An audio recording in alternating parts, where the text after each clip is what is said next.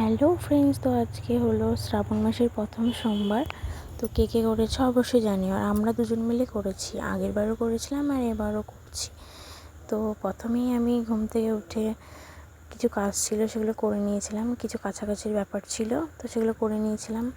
তারপরে আমি স্নান টান করে এই যে আলতা করে নিয়েছি, তারপরে এই যে ফুলগুলো তুলে নিয়ে এসেছি উপর থেকে। তো এখন ঠাকুরের জন্য মালা গাঁথবো। এই যে এখন মালা গাঁথছি ঠাকুরের জন্য। মালা গাঁথছি। তো আজকে আমার অনেকটা দেরি হয়ে গেছিলো, কারণ আমি সকালে কিছু কাজ ছিল সেগুলো সারতে একটু দেরি হয়ে গেছিলো, সেই জন্য স্নান করে ও দোকান চলে গেছিলো। তো ওর জল আমি ভেবেছিলাম আজকে একসাথে জল ঢালবো, তো আজকে হলো না, কারণ আজকের প্রায় 9টা বেজে গেছিলো, সেই কারণে আজকে হলো না একসাথে জল ঢালা। তো রাত্রে আবার একসাথে জল ঢালবো। তো এই যে এখন আমার পুজো হয়ে গেল, কমপ্লিট একদম।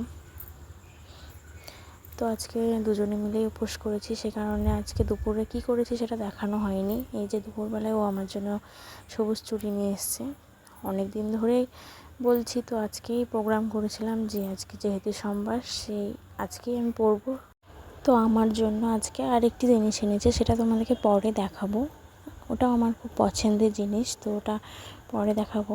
এই যে এখনও ঘুমাচ্ছে, খুব ক্লান্ত, কেন হবে না বলো? আর সারাদিনও নির্জলা উপোস ও করেছে, আমিও করেছি। ও তো তাও মানে দোকান টোকান যাচ্ছে, আমি তো একদমই। তো আমরা ভগবানের জন্য কী বা করতে পারি, তো এইটুকু তো করতেই পারি।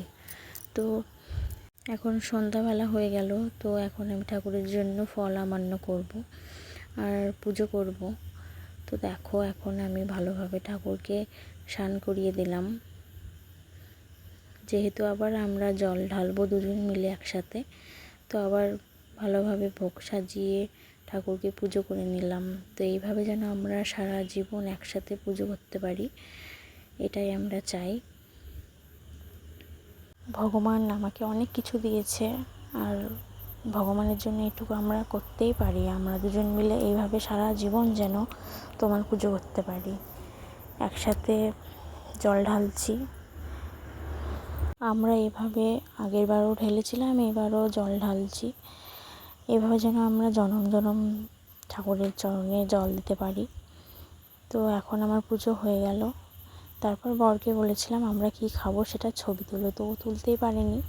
তো আমার জন্য এই যে এগুলো এনেছিল, তো সেগুলো আমরা পুজো শেষ করে খাওয়া দাওয়া করে এই যে এখন আমি প্রিয় মানুষের হাত থেকে কাচের চুড়ি পরে নিলাম।